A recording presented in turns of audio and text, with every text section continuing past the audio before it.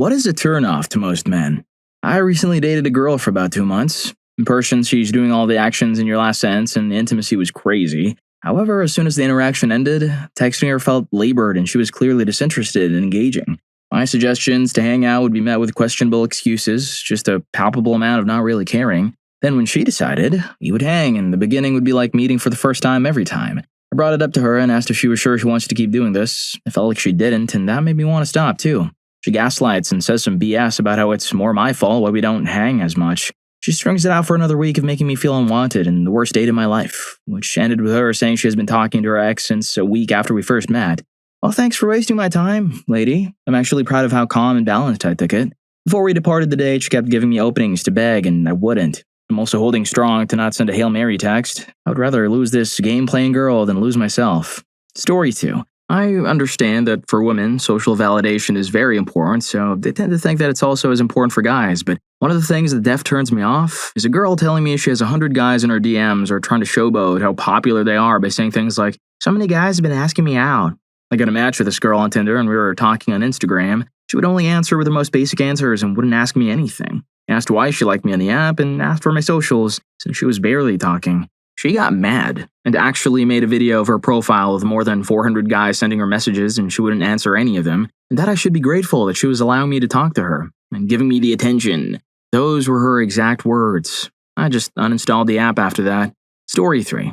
I'm not sure if it's a deep secret, but the mixed signals and hypocrisy were astounding. I was talking to a girl who had me feeling like crap for expressing intimate interest, so I apologized. Then a bit later, she informed me I shouldn't have apologized. It then made me feel bad again a subsequent time I mentioned it, only for me to hear later she told another coworker he'd essentially just had to snap his fingers and she'd be on his Johnson. Like, damn girl, pick a lane. I'm all for being respectful of people's boundaries, but don't expect me to behave like a eunuch while catcalling people yourself. Incidentally, she hates when people talk about her. And I'm starting to believe that's so she could present herself differently to different people. All in all, shady vibes. We met up at her place once, and even though I did not make a move because of various reasons, among which her telling me not to on arrival, it felt the day after like she resented me for it. Even though it still somehow ended in me apologizing for making her not feel safe, she told me, "Men aren't safe. All men are like that. It works." Meanwhile, these days, I'm mostly left wondering if men aren't safe, why was I there? It felt like she assumed I was only after intimacy and kind of resented me for it, while also seeming to resent me for not going for it. Before I left her place, she was bringing up how uncomfortable clothes are, which was after I apparently had to note that the reason for the camera on her coffee table was to take spicy pictures. Still, I was head over heels and didn't want to ruin anything, so I did the respectful thing, which again felt like it made her angry in a weird, "I hate men for all being like that, but if you don't behave like that, I won't see you like a real man and hate you for that instead" way. Then a week later, she informed me she finally had an appointment with a sugar daddy, and I knew I had to curb stomp my feelings fairly pronto, because not only did my self-respect not jive with the amount of resentment and suspicion I got for only chasing her for intimacy, while some dude who she knows for a fact just wants her to be a toy gets a finally. It also does quite the number on you when you know for a fact that the girl you have a crush on is getting intimacy, and you know because she told you, even though she knew you have feelings for her. It was the first time in 8 years that something nearly broke me. 0 out of 10. Would not recommend. Still took a while to get over her though. I'm truly hopeless sometimes. Story 4. I would like an answer from a man that's on the dating scene. Closer to my age, or around 40 to 45 plus. I'm 56 female here, and I'm guessing that most of you are way younger. Lol. And that's okay, but I've been trying to date again, and it's rough. I've tried the dating sites, and they suck. Meeting people in person is difficult, as I just don't hang out. I'm very active and travel, but just haven't had any luck. Met some scary, creepy guys, lol. Just decided to take a break. Story 5. The hints. Constantly. I'll never forget hitting it off with someone who joined our inner circle of friends. One night at a small gathering, we had our first kiss, then went back to the party, minding her own business. She talked to someone else, went to the restroom, and came back out a few minutes later saying, "I'm sick of waiting on you." Where was the hint? Well, you've not given us much to work with here. No, that's it. That's no exaggeration. She came out, said that, and sat back down. She could have nodded in that direction, shot a text, anything. The biggest thing for me is that you can't even ask where you went wrong. I overheard a female friend once say, "That's why. If I'm not figuring it out fast enough, why can't I ask where I'm failing and or how to improve?" Don't get me wrong, I understand that it's essentially asking, "Can you help me get lucky?" But it can also be, "Can you help me improve my emotional intelligence or improve myself as a guy trying to give what we both want?" Instead, I get, "You're just not ready." I get that it's sexier when less is said, but damn. Story 6. Emotional manipulation. Hurts way more than a punch. I have to put way more energy to keep the relationship because she's a spoiled kid who wants to be spoiled like a kid when she's a grown woman. She thinks she's special, and I have to do way more than she will ever do to pleasure her. No, girl, you are not that special. You're a human being just like me, and I also deserve respect and love. I don't have to stand your disrespect or BS just because you're pretty or because you have a line of idiots behind you. What else? Yeah, many body counts. Why? Because that means you use men and replace them when you feel like it. It's fine you don't see intimacy as an emotional connection or anything special. Sorry, I do. And I care about the fact that someone so special for me is a Saturday freaky for you with any dude that is good enough. Story 7. This is going to be controversial, and I don't mean this in any insulting way. But women who put on a lot of makeup and other stuff like that, I'm sorry, but I just don't know how makeup looks unless it's very, very light. I want to see the beauty of you gals for what you are, not what some product does to you. It might not be a turnoff, but it is something I generally dislike.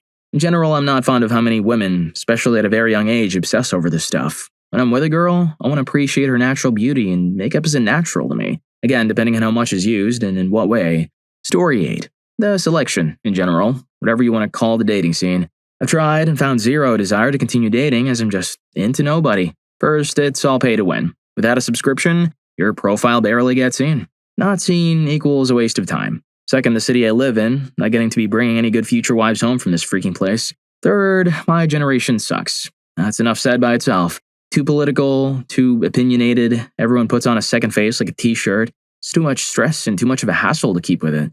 Also, why aren't females chasing us men? It's not 1995, sugar. Come smooth talk me up and down. Story 9. Lack of respect, or appreciation. Even worse, intentional disrespect. I'm not the man who needs an attaboy slap on the bum every time I take out the trash or cut the grass. It's very evident when people do not respect you or the things that you do. I've literally had someone say to me, someone very close to me, do you know how lucky you are to earn the amount that you do while working from home? I was honestly very, very floored. I didn't win my career in some raffle. I didn't get hired because my daddy worked there or because I have the right last name. I didn't get scholarships for school because of ethnicity or sports or whatever else. I didn't come for money. What I did do was take out $70,000 in student loans to go learn a career that had good income potential. I then fought hard for 2 years before I got a job in said career after graduating from college, and in the meantime, I worked 2 jobs at once, both $10 an hour pay and an average of 60 to 65 hours a week. Once I got started in my field, software engineer, I was underpaid and undertitled for the first 6 years. Still, I fought on. Now I do make a nice living and I do get to work from home, but I've earned every last bit of it. It was me spending 50 hours a week on my coursework and then working part-time another 20 to have gas money to get to school and back and pay my cell phone bill. It was me paying $400 a month on student loans for 2 years or earning $10 an hour in a totally unrelated field. It was me who never gave up and kept applying and kept interviewing to get the job I have now. This person is supported by the income I earn, yet I'm lucky. Blow that crap straight out of your butt, because I don't want to hear it. No bigger turnoff exists. A lack of basic respect and appreciation are total deal breakers. Story 10. Passive-aggressive tendencies or a lack of intellectual curiosity. I don't mean in areas of, say, STEM subjects. I mean lacking any serious interests that matter to them. You know, having a passion for something, anything, art, nails, podcasts, trash novels, but for goodness sake, not gossip and drama. And marriage is always on the table for a woman who can drive a manual car in a seriously competent manner. Seriously underrated skill. Makes me think our kids could be legendary. Pixie haircuts or super short hair are not my preference. However, I love when a woman puts up her hair. It's just so sexy in those special moments watching her let her hair down. It always gets to me, and every one of them knew it would. Story 11. I'm a bit of a germaphobe, so bad hygiene really gets to me. I dated this girl in college for a while that knew this, and I swear she avoided pooping around me on purpose. I don't care. Everyone does it, so why avoid doing it around me? About a year into our relationship, I walked through her front door after she gave me a key. Rather quietly, I guess, because she didn't hear me. She was in the bathroom pooping. Cool. I don't care. I sit down and wait to greet her. I hear the toilet flush, and almost immediately the bathroom door opens and she walks out. You witch! You've been touching me for over a year with poop hands. Story 12. I'm not listening. Many women say men don't listen, but it's people who don't listen. People can single out one sentence in a whole conversation, take it out of context, change the words, and then try to crucify you over what they feel I meant. And with men, I can say, dude, you're getting me wrong, I meant this. And they go, okay. With many women, if I say that, they reply with, that you did say that, you go back in your word. It's always the same with men, you never listen. That for me is a turn off with many women. Context, I'm a single 40-year-old dude who's not looking to get lucky. Intimacy is easy. A real connection is hard. Story 13. One that comes to mind is the desperate need to be together 24/7, every single day, without exception. When everything must be a shared activity, it becomes suffocating. There's constant pressure to do something all the time. I have my own life and interests, and I sincerely hope you do too. I find it concerning when someone seems like they don't have any interests, like they have no idea what to do if they're left alone for a couple of hours. We need to have our own hobbies that we can enjoy separately because we're never ever going to agree on every single thing in life, and that's totally okay. If we're in a relationship, we clearly have enough in common already. We need some me time as well. Story 14. Toxic feminism. I mean, every girl I've ever been with has given me the whole spiel about how jogging is so scary for women and walking in public is terrifying and how men are all potential creeps. That doesn't bother me, really. I've learned to always walk a girl to her car and whatnot. There are other attitudes that I consider toxic feminism. You have to pay for the date, but she has to do nothing for it. The reason I got for this was, the male needs to prove to me that he's a generous provider and not a greedy, poor bum. Basic relationship obligations are patriarchal constraints on her feminine freedom, but she can look through my phone whenever she pleases and accuse me of cheating on no evidence other than men are pigs. If I play basketball in the park with my friends, it's shocking to her that's an all-male activity, but she does all women yoga classes. Easily triggered by anything that reminds her of body weight, e.g. pics of other women on social media, but tells me I need to work on my abs. Men aren't allowed to fiddle, and corn should be illegal because it's the reason we have non-vanilla fantasies and can't do it fast enough or too fast. But she can have toys, and the entire quality of the experience is the male's responsibility. If a male uses money to attract younger women, he's a pig and a creep, but she is allowed to date much older men in her past for money, and being a gold digger is female empowerment. I could keep going. Story 15. When it comes to purely looks, those pumped up lips. Normally I don't judge people by their looks, or at least I try, I'm not perfect, because it's something you didn't get a choice in. But filling your lips like that, even a little bit, just looks ultra idiotic. It can ruin an otherwise perfectly attractive face. I will judge you as someone so vain and insecure they made themselves uglier for no freaking reason. Generally making yourself look like a duck is off-putting. Maybe there's a medical reason and need to pump your lips up like balloons, but I seriously doubt it. If there is and you're one of the affected people, you have my deepest sympathies. Story 16. Being too obsessed with the things you can't change and or see as flaws about yourself. I understand how you feel, but look at you. You're lovely. I don't even see any flaws. That includes the bit of cellulite or bony toes, the way your nose points to the left at touch, or your belly, etc., etc. I really mean it when I said more or less the same to my exes, and it would have been an issue to assure them of that now and then. But making me feel bad for looking? Don't stare, I know it's horrible, or telling me I'm lying, and to just tell me the truth, as if you want me to make you miserable. All the time, especially when we've had a nice day and we're cuddling or whatever. I don't want to tread on eggshells about your lovely flaws. For a start, it makes me think you might be disgusted by mine. But it also says you don't trust me that I'm over the moon to be with you. It cools all of the drive to get your clothes off because I know you're not comfortable, even with me. Why can't you believe that I think you're way more than I deserve when I tell you? Story 17. Use something I told you in confidence against me. I had what I think is a very typical childhood for a man, and that it was never okay to bring up my own feelings because it would upset someone else. So I didn't. I held them in for my entire life. I'm just now learning how to feel things and let things out and communicate. Women are into this whole, it's sexy when men want to share their emotions now, and I'm there for it. I think it's a lot better for us to get in the habit and do it anyway, but man, it really sucks to finally open up about something, only to have it thrown back at you later in a petty argument. I'll never open up again, because you just validated all the negative habits and thoughts in my head. There are better ways to win an argument. I don't care if you didn't mean it. Story 18. I was talking to this girl recently that has been a major crush for a while now. Suddenly she started showing interest until we finally started talking, and she was so present and giving me her attention whenever she could. We should do this. I would build Legos with you, etc. Then out of the blue, she starts replying slower. Usually from a standard routine to replying in hours in between to days until she just stopped replying. We were going to the movies and poof, nothing. I've been ghosted plenty of times and all, but it just sucks being hyped about something and then without reason ending up in nothing. Leave the confusion games behind. If you lost interest or met someone else, just say so and I'll gladly understand and move along. Story 19. If we are strangers, then it's about her being pretty. Explicitly, her face should be my type of what I consider pretty. If we are together, then aside from the above comes intelligence. Because I'd be looking for someone to live with forever, so our conversation must be engaging and interesting. The last thing would be not ignoring me unreasonably or not showing appreciation for what I've done. Of course, I'd communicate this a lot before deciding that each of us has to go our own way. Story 20. Someone who doesn't know how to be independent. I like a lot of cleanliness and quality time, but there are times when I need to get stuff done and I need to be alone, and I need her to be okay with that. I don't want to belong to one person like that. Independence also means having life experience taking care of themselves. I love to split duties however we see fit, but I don't want to baby you through simple things like taking care of a house and cleaning up after yourself. Chores suck, but they can be done without complaining or asking for praise every time they're done. Story 21. When they act like they're doing a favor just to be with you, or when they can't hold an intellectual conversation. It doesn't need to be intellectual, but when the women don't even try to hold the conversation, then ask what went wrong, I really don't know what to answer them. Also, many men have an inner child and still have childish hobbies. Don't just dismiss it as childish stuff or something, it just shows a lack of empathy, which is a huge turnoff. Story 22. Discussing exes or past promiscuity to access. We all have our romantic pasts, but it shouldn't feel like your ex might as well be in the room, too. And no man wants to feel like they'll cross paths with some other dude you've been with just by stepping outside. Just keep it tactful. Lack of strong, honest opinions. It's astounding how fast an otherwise attractive, intelligent person can feel like a damn chatbot when they don't have any kind of skin in the game. I'm not saying you need to be overzealous, contrarian, or anything like that, but it shows that someone has enough substance inside when they're willing to stand by something. Obviously, these turnoffs are hardly unique to or even overrepresented in men, just smart to keep in mind anytime courtship is in play. If you're enjoying the video, don't forget to hit that subscribe and like button for more videos like this. Story 23. Having a terrible personality.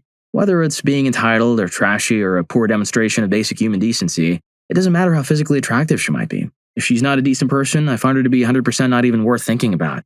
Obviously, eventually, physical attractiveness of some form comes into play eventually. But anytime I've ever found myself thinking about a person in that manner, it was because I thought they were pleasant to be around, funny, decent to other people, etc. Story 24. Trying to pick a fight by claiming I'm mad or was mad when I'm not or wasn't. So weird and truly unattractive. Ergo, huge red flag. Yes, this happened to me. It was so disappointing because we had known each other for a long time. Both attracted to each other and weren't sure if the other was. Finally had a night out that ended hot. Not intimacy. Then this. As soon as she said it, I was like, nope, no reason to get into a fight. And I realized that's probably all I would get with a relationship. Oh well, we're still buds. Story 25. Severe codependency. I once dated a woman who couldn't make any decisions on her own. We were both 25 years old and I asked her if she wanted me to grill some steaks for dinner or if she wanted to go out. She needed a 20-minute phone call with her mom to decide what she wanted me to cook. It was like that for everything. What time should we meet up? Where should we go? What she should wear, etc. Close second, but complete lack of awareness of one's surroundings. I dated a different woman who had no idea of spatial awareness. We were walking through a crowded downtown area and she just kept bumping into people or stopping suddenly right in the middle of the walkway, blocking everyone else's way or asking where the bar we were going to was, even though we were 10 feet away from it. She was just completely clueless about what was going on around her. Story 26. For me, it's fake personalities. If you're the type of person who puts on a face or puts on a fake personality or acts different ways in front of different people, that's an immediate drop for me. I'm a classic what you see is what you get type of guy. I have one personality. It's the same. Honest, genuine, transparent, real personality I give to everyone. There's nothing fake or layered about it. Kinda want the same thing out of a partner. Can you wake up in the morning and tie your hair back and pull some shorts and a t-shirt and shoes on and be at the door in 10 minutes to go do a morning run or early errands without caring how you look? Someone simple, honest, genuine, humble, who's not constantly worried about image or how they look. Story 27. I see a lot of comments about women for obvious reasons, but I think the point is overall the most of this stuff happens between both genders. Tons of guys play the same games of hard to get and get annoyed if you don't cater to them and inflate their egos by throwing yourself at them. Or the ones who just want you to be a notch added to their conquest belt. Shallow, narcissistic, attention-seeking people are the biggest turnoff. And there are just so many arrogant women who see certain guys as easy lays they brag about, or mock to their girlfriends, as there are guys who do it. Whether it's a friendship or a relationship or just a casual encounter with a man or a woman, the biggest turnoff is always shallow narcissists who want to play games to feed their ego. Story 28. Narcissism. Lack of self-awareness in dating in Ireland. I'm single and on some dating apps right now, and the total lack of self-awareness is just crazy. Yesterday or 2 days ago now, I saw a profile that said, must be a provider, whilst also showing that they were unemployed with no intention of getting back to work. And there's the plethora of profiles that all seem to have this entitlement to this modern-day calling to finding their higher calling in life, with everyone thinking they're entitled to achieving transcendence on Maslow's hierarchy of needs, so having the financial capability to travel is essentially a necessity because traveling is generally heavily associated with this feeling or desire. Then there's all the backseating in my country. I'm from Ireland and women are so unbelievably backward when it comes to dating. Generally speaking, I'd say women my age are like 60 to 70% socialist. But when it comes to dating, they're all far-right, old-fashioned conservatives that fully play into old gender roles and stereotypes. Another example of this is recently I was talking to a girl asking what she'd want to do for a first date. You're the man, lol. She said 2 or 3 times after I said, don't you think it would be a good idea if we both came to a decision together? They want to be swept off their feet and pulled into adventure as if they're the main character in a fictional novel they read. It's unreal. You know how impossibly hard it is to find a conventionally attractive woman that just wants to maybe go get ice cream and go for a walk? Or even just go for 2 or 3 pints and have a chat, without some grandiose expectation behind it. Just make things easy. Story 29. Being an extreme feminist. They call it a misandrist who thinks you must re-educate you since everyone is sexist and you need to reprogram yourself. It happened to me. Spoiler alert, it didn't last long. In addition, complaining about microaggressions, mansplaining, and manspreading, and that men are all pigs, etc. Whenever you make a well-intentioned comment, they see it through a filter of sexism as if you're mansplaining, and constantly complaining how bad men are and that women have it worse. I'm all for gender equality, but this gets quite annoying fast and feels like indirect accusations. Story 30. Being like overtly flirty if in a relationship. Maybe it's a me thing, but in my mind there are invisible boundaries with regard to behavior around members of the opposite gender if one is in a relationship. Given that they are invisible, I understand that said bounds are open to interpretation. I don't mean a half step over once or twice. You have to imagine we all know people who are habitually significantly over said lines. Even without cheating, it's significantly disrespectful to your partner, in my opinion. That should be a mutually respected expectation. As with all things, communication matters here, but my point stands. Story 31. I live in Manchester, and honestly, I rarely see a woman I'm attracted to. Women just wear the same sportswear stuff like Nike shoes, white socks, leggings, or tight yoga pants, and then a black or some tight-fitting top. Their makeup is plastered thick. They look moody and angry, and their walk is a way that looks entitled. After my last girlfriend, I'm tired and scared of modern women. Also turning 30 and being a single dad, I just don't give a freak anymore. I haven't had intimacy in 2 years, and I'm happy for that number to keep going up. Story 32. If she craps on waiters and you don't leave, you will eventually become the crapped upon waiter. If she is regularly and needlessly callous to men who do not deserve it, she'll ruin your freaking life. She's showing you how she thinks of men. Your men. Even more than that, you are the one guaranteed to experience the most awful exploitation. One day you will come home from a brutal job or you are maimed or laid off or whatever, and she will contrive a 3D chess way to shuffle you out of her life. The worst part is that she will think no one will judge her for that and will be right. I've been very lucky that my wife is a wonderful woman who doesn't do this stuff, but I have bailed on women who are this to a T. Story 33. For me, when I was dating, it was the girl who was loud and obnoxious around friends, saying stuff that made people roll their eyes and wonder if there was something she missed in school. I must have gravitated to these types without realizing it, because every time I was the one doing the breaking up. This was the reason. Later on, I realized I was just being a schmuck about it. I was book smart, but not very social skills smart. And I didn't want to be seen as the guy who had an obnoxious girlfriend. All those girlfriends, it turned out, were fantastic friend-girlfriend types and would have made great long-term partners if I hadn't been so afraid they'd embarrass me around my other friends. Story 34. Influencer. I didn't know this girl I dated was one and found out by a mutual friend between dates with her. Watching someone dramatize and recap every pain point of your date in a 15-plus minute video leading to hundreds of comments from her online community was not only a huge turnoff, but also terrifying. She made lists of what worked with me and what didn't. This was contrary to her real opinion of me, and she was really open for a second date I was excited about before I found out. Within minutes of seeing this video, I sent her a screenshot of her video and politely bowed out. She tried to justify herself, but there was no way I was going to deal with this long term. Story 35. A lot of things, and I can't necessarily think of the biggest one for me, but the first thing to pop into my head is when a woman tries to make herself look as attention-seeking as possible. Basically like a content girl or one of those girls you see on those crappy red pill podcasts. Appearance does matter to me. I like a good-looking woman, I will admit. Make yourself appear however you like. As long as you like it and think you look pretty or badass. That's what really matters. So long as you at least keep hygiene a top priority. Do it for you and not me or anyone else. But when you're publicly wearing a promiscuous outfit and taking selfies of yourself in it, models don't count here, they get a pass. Or trying to win a beauty contest against your friends when you go out clubbing. I'm not into it. It gives me a sense of how fake and crazily insecure she is. Story 36. And they don't put any effort into conversations. I'm Chinese, so when we add each other and start chatting, we kind of already approve our looks and or status or family, so I don't understand why she tries so hard to be hard to catch. I'm here to have a conversation and understand what kind of person you are and what do you like. I don't want to have to lead the conversation every single time and for them to complain that I don't message her anymore after a few days of one-sided chats. So stupid. Story 37. Arrogance, entitlement, unwillingness to take responsibility or quickness to blame others, and a lack of general knowledge are significant turnoffs. People who have zero knowledge of the world or a basic understanding of how it works are extremely tiresome. This includes people who just believe whatever they hear from a source they believe in, i.e. Fox News, etc. I believe if people had a greater understanding of our shared history and how the universe works, our societies would be decades ahead of where we are now. I appreciate humility, kindness, and initiative. Caring and responsible women willing to stretch far and make sacrifices to make me happy. I would never ask her to, but the willingness to do so is a beautiful trait if it were to be necessary. I'm not perfect, so I don't need her to be perfect, but I need her to be able to admit that she isn't. Story 38. I want to say general immaturity and or general selfishness. So if I were to explain it, what I've experienced so far is Being codependent. Won't give personal space and often won't respect boundaries. Mixed signals. Self-explanatory. Extreme indecisiveness. Self-explanatory. Attention seeking from guys via leading on. Pretty similar to mixed signals, except with an intention of nothing ever happening, but still leading a guy on for validation and attention. Taking advantage of guys who are interested. Pretty similar to point 4, but mostly financially. For example, running the free drink scam on guys. The free drink scam being going and flirting with guys a girl knows she has no interest in just to get free drinks. Just a disclaimer, this isn't to say guys don't do anything wrong. We do, but the question asked about women. Story 39.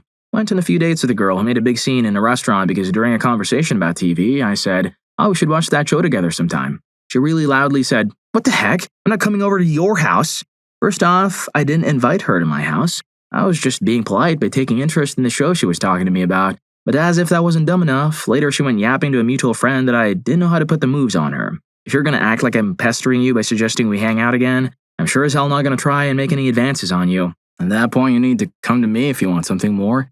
Needless to say, that entanglement didn't go far. Story 40. If she tries to get something from me, like material things or to do a repair on her house or PC, just treating me like an employee, like I have no brains to notice. If she wants to know me and make a connection, not just a casual thing, yet doesn't really listen to what I say and just keeps saying, "Ooh, yeah," while smiling on every date, could be 2 scenarios. 1, she's not interested, so I bother her more dates. Number 2, she just wants a fool around or someone to be physical with, but also wants some romantic paraphernalia. Not really my thing. If I have casual intimacy with someone, I prefer having a friend-like relationship so it's still fun but not confusing. This is a pretty universal thing. Respecting boundaries. My first relationship was pretty toxic. She would get physical with me even when I said I didn't want to verbally and with body language. Sometimes when I'm into someone, we're cuddling or during intimacy, I get this feeling that something is wrong and don't want to be touched. This obviously has caused me some problems, and there's only one partner I've opened up about this. It was crazy hard. I felt like I could not even get words out of my mouth. Said this to friends and family, and oh my freaking god, why did I even try? I'm tall and have a deep voice and stuff. I've always tried to distance myself from macho stuff. I'm Mexican, but nothing really matters if you still get treated with a patriarchal crap we are all used to. Story 41. Number 1. Not responding instantly. Oh, but if I respond too fast, he'll get annoyed. If I got annoyed so easily, why would I be texting you? Number 2. Inexperienced in bed but trying to take control. I get it if you're inexperienced, but let me do the work. Number 3. Acting younger. Seriously, what is up with some men not liking mature girls? Number 4. Having a friend that's a girl who doesn't mind her business. I don't want your friend to accidentally trip and grab me. If I wanted her, why am I dating you? Number 5. Not being okay with my girl best friend. I know some guys mess around with their girl best friends, but mine's a lesbian, and I'm pretty sure she'd rather end me than have intimacy with me. Number 6. Lip gloss. Please stick to lip balm. I don't want to kiss you then have a sticky mess on my lips. Number 7. Rude to animals. If you can't be nice to a pet, what makes me think you'll be nice to me? Number 8. Pretty obvious, but no care for staying clean. That delicious natural scent and skipping a shower is something you only see in movies. Number 9. Too much girl drama. I would love to hear you talk about your day, but I need you to realize that all the negativity you're telling me about is coming from your friends who seem to have a stick up their butts. Number 10. Fixation. Don't ever want to date a girl who had to stop mid-intimacy to take a smoke break, not to mention her mouth tasted terrible. Number 11. Being one of the boys. I don't like boys, so why would I like you? Number 12. Makeup 24/7. Woke up and she already had on a full face at 6 a.m. Story 42. A few of mine would be anyone who uses the phrase or lives by the motto, "If he can't handle me at my worst, he doesn't deserve me at my best." That's just excusing crappy behavior. Oversharing or public posting, like airing an argument in social media or oversharing intimate details. That just undermines trust or publicly putting their partner down. Someone who expects you to pay for everything just because you're male. This just negates the point of a partnership and removes meaning from the gesture of paying for both of you. Essentially, just big red flags that the relationship is not a partnership. Story 43. To me, it's lack of effort. A lot of women will refuse to plan any dates or choose anything, and when asked, will just default to, "That's your job as a man." Dated a lot of girls that just coasted through the relationship waiting on me to insist on everything, and that in and of itself would probably be fine if every idea wasn't also shot down constantly. I genuinely believe they already actually knew what they wanted to begin with and just wanted me to go down a list until I eventually, by blind luck, landed on it. Oh, and if I didn't, they would get mad. Story 44. A woman who challenges you. You don't need any more freaking challenges. All set. You also can't be completely vanilla in bed. Intimacy is very important to me in relationships. My wife of 15 years understands and gives me intimacy every day. I do everything for her that she needs. Ladies, here's advice from an attractive man with 4 kids and a great job. If you have intimacy with your man every day, he will love you. If you have intimacy with your man every day and initiate it, he will do anything for you. Also, something I learned late, but I think it is great. Men, sometimes women just want to talk about something and how it makes them feel. I know this seems strange, but it is what they do. I ask my wife when I'm not sure, do you want to talk a solution or feelings? It has been a success and helps me better support her emotionally. That's what they want. They want you to talk with them about how they feel and get your feelings because that's how they feel loved. Ladies, if you want to have a feelings talk, tell them that. A lot of those talks to men sound like this to our brain. She has a problem, so I should help come up with a solution. Just how our brains work. So if you get a less than understanding response, that is usually it. Men will also want to have intimacy a lot. Some might not tell you, but they do. We don't talk about our feelings like you do. We like to express our love through intimacy. Think about when guys hang out. In general, we aren't talking about things and how we feel about them. We usually are doing something. Fishing, golfing, training, working, together. Sure, there's casual conversation, but it's like this. Yeah, me and Lisa are splitting up. Oh, that's too bad, man. Now one of the guys gets out of the golf cart. That flag look like it's in the middle or back? It's back. They put it in the middle last week. I know, it's super weird, but that's the way we are, and as a buddy, it's your duty to hang out with them and talk about things and not people. Story 45. Being too clingy. At least for me. Yes, I want and love to spend time with you, but if I can't pursue my other interests occasionally, it's not gonna work. You don't have to share the interest, just let me do it from time to time. You also don't need to be up my bum 24/7. A little space goes a long way. I had a girlfriend a few years ago who would complain to my wife. Polyamory is fun when it works. When I would step back from contact because I was in a foul mood and wanted space. My wife even told her what to do in these situations, and she insisted on not giving that space. Not knowing your place. Wait, put the torches down. What I mean by that is understanding your role in things. If you're not the spouse, don't try and put yourself in the spouse slot. Yes, you are important and valued, but if my wife needs me, she needs me. Those are a very few of my biggest turnoffs, and these are things I make sure I explain to a potential secondary partner when interest is expressed. Story 46. I hope I can explain this right. Being devoid of self-awareness and the fact that she criticizes people for behavior and she doesn't see that the flaws she hates most are the ones she commits on the regular. Then when you point that out, she digs her heels in and makes you feel like you're in denial and that you're always making it about her. Kind of think that it's a passive-aggressive form of self-loathing because one can't be totally oblivious to their own stuff. So they subconsciously try to fix everyone else instead of focusing inward. Story 47. Playing games is already stated by many, but right up there for me is the whole boss babe, queen, yes nonsense. Most women don't understand the difference between having confidence and being a schmuck. Lots of schmuck pretending to have confidence. Best thing I ever did was leave the US and move to Japan. Women are very direct and you'll know if they like you or not. Met my wife modeling. She was the lead hair, makeup stylist and the most beautiful woman I've ever seen. After the show she asked, "Wanna grab a beer?" We've been together ever since that night. Married 20 plus years and she still looks the same. Well, if you like these stories, here's more. YouTube thinks you're gonna love this. Catch you in that video.